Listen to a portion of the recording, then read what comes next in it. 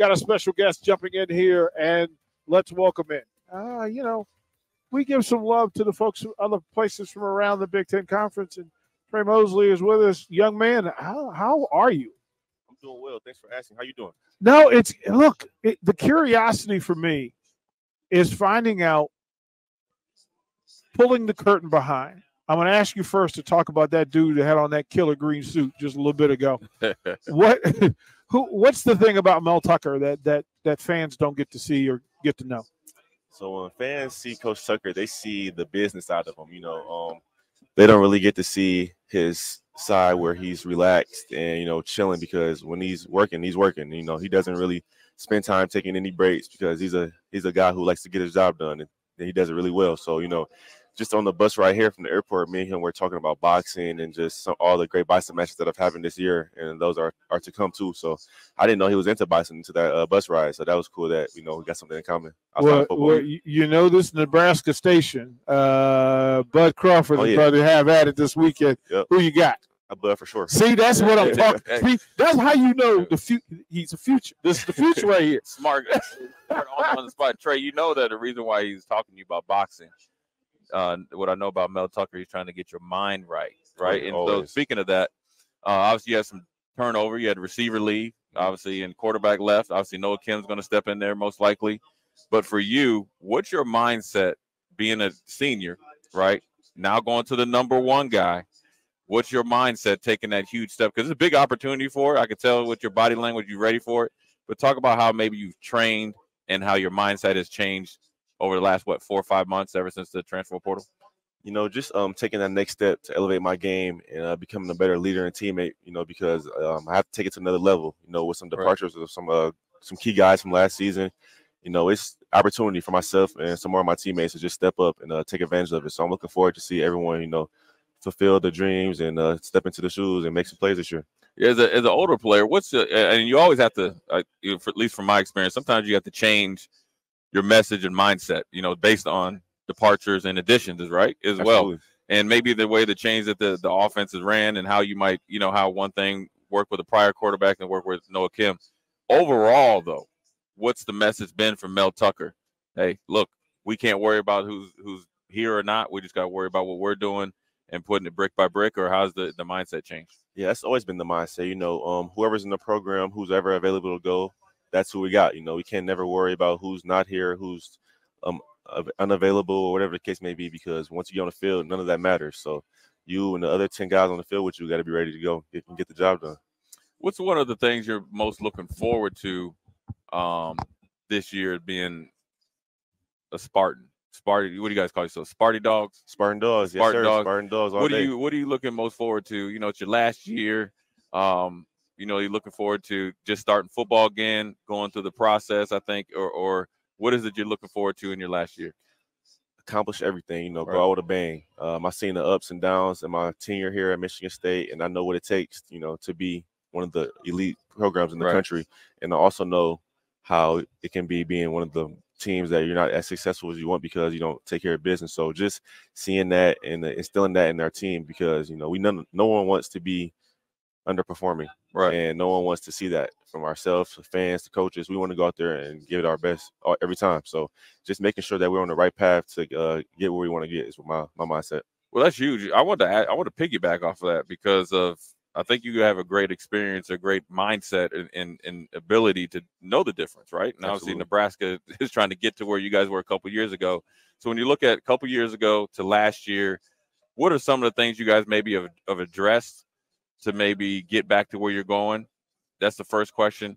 And the second question is, how big was that game on the road down there in Illinois, the way that you guys played? Because it looked like, to me, and correct me if I'm wrong, you guys look like a totally different team that I'd watched a couple weeks prior. Just talk about that, those two questions. First, just being able to battle through adversity, because it's a long Big Ten season and you're going to have some ups and some downs, but just being level-headed and keeping the main thing the whole time is what will get you through it. So just having that right mindset gets you on the right path and straight and narrow. And then, like you said, the Illinois game, that was a big game for us. We, after coming off a previous loss, we wanted to get a win bad, and we were willing to do whatever it took to get the job done. So, that whole week of practice and preparation, guys were locked in on another level. The attention to detail was just off the charts, you know, because we really felt like we needed that win. And that was, you know, a great point for us in the season because, you know, we were dealing with a lot of missing players, you know, starters, dealing to injuries or whatever the case may have been. So, you know, that was, a good part of our season right there for us. You think that would be something that you guys could draw back on, you know, obviously during camp, you know, look, when camp gets the dog days of camp, when it ain't fun and, you know, there's light at the end of the tunnel, but it ain't that light yet. But you can sometimes draw back on adversity because you had some adversity before, little suspensions and stuff like that, and some injuries and not living up to expectations or playing up to expectations. But when you go down there and beat a team that had to play for everything on the road and a televised game, I think that's something you guys can, hang your hat on. Is that something you guys are going to try to springboard off of? Most definitely. You hit it on the head, just us being able to go down there and get that done with all the guys we were missing. We look at that and then we could just tell ourselves, okay, we're capable of doing this, and we didn't even have all our pieces together. So when we put everyone together, everyone's healthy, we can go out there and make some noise this year. So I'm just looking forward to seeing all the pieces together and seeing how complete of a team we could be this year. We're with Tre Mosley, Michigan State wide receiver, DPJ Foreman, Sean Jackson, Big Ten Media Days, and there's two folds to this thing that intrigue me. A lot of the prognosticators are looking at this depth chart and they say, okay, Noah Kim is looking like the guy at quarterback. Give the folks a little bit about Noah Kim and why he could be the guy. Confidence. He's a gamer. You know, he's come from a place where, you know, high school he was a baller. He won almost every game he stepped on the field. He's a risk taker. You know, he takes chances, he makes plays. He loves being on the same page with his receivers. So, you know, those type of things are great to have as a quarterback, you know, just being in tune with your receivers, having great relationship with your offensive line, and being able to be coachable as well. I wanted to ask you, obviously the first game is the most important game, but we know we've seen the rivalry against, I won't even say the school, whether they to the east of you guys or the east of you guys. And for me, being a former player for Sean Jackson here, we're in Nebraska. So when we play Colorado, Oklahoma, you know, when we played a team the week before, we were thinking about that game pretty much as we putting on our clothes to leave the locker room. And sometimes, depending on who we were playing, when we were, you know, celebrating on the sideline. We know what it feels like, but I think for our listeners, explain the intensity of that game and how long you guys think of it. Because I think sometimes people don't really understand when you're playing in these type of games where you're playing, I would say you're playing for keeps. You're playing for something bigger than the scoreboard. You're playing for bragging rights, and there's no friends, right? Regardless of if you have former teammates from high school over there. Hey, dog, it is what it is. Talk about that, because I think sometimes people hear me and Vershawn talk about it, and they be like, oh, that's just Vershawn and Jay talking. Now we got Tre, and it's a different type of battle, but it's on the same level. Talk about that if you could. So rivalries, that's the greatest thing in college sports. You know, two teams who hate each other, but also respect the rivalry because they know how it elevates the game in itself. You know, the fans are bought in. The fans, they go at it just as much as the players. You know, on social media, you see the fans going at it and throwing shots at each other. You got to love it because, you know, that's what we're here for, to compete with each other, you know. And it raises the best. It brings the best out of everyone, you know. So I love competing on the high level against rivals. Like you said, bragging rights. You get that year, it's your state. So you go out there and take care of business. That's you. You get that trophy. You get Paul Bunyan, you get to bring him home. So that's always on the menu. You know, bring him back home or keep him home every season. So, you know, it's never. Whenever we line up against them, you know what time it is. Like you said, you're thinking about that as soon as you change after the follow or the game before. You know, as soon as you get into that back to the stadium, you know, start looking at film. Like you locked in. People say it's just another game, but anybody who's been in a real rivalry, they know it's more than just another game because it means that much more to yourself, the fans, the players who come before you, those who coming after you. It's a statement game. You got one of our former brethren up there from Nebraska, Alante. Give us a little bit of your experience with him and how's he doing? So it's crazy, you know. Me and Alante, we've known each other since high school. You know, we got recruited together. We were both committed to Michigan State in the same class back in 2019. Some things changed, you know. He had a different route, but you know, things came along. He's found his way back to East Lansing. You know, it's my boy. You know, it's been great having him so far. Having another older guy in the program, you know, it's good, especially if we got a lot of younger guys on the receiver room. Right. So just having another veteran guy who has seen the game, know how college sports works, played, explosive player. Yeah. Exactly. So, you know, having him in the mix is great. You know, I'm looking forward to seeing him ball out this year. You know, I always think that two things are a receiver's best friend. Quarterback's always guaranteed, but I think the running game and the tight end, because it opens. If you have a running game in the middle of the field, opens up for you on the outside.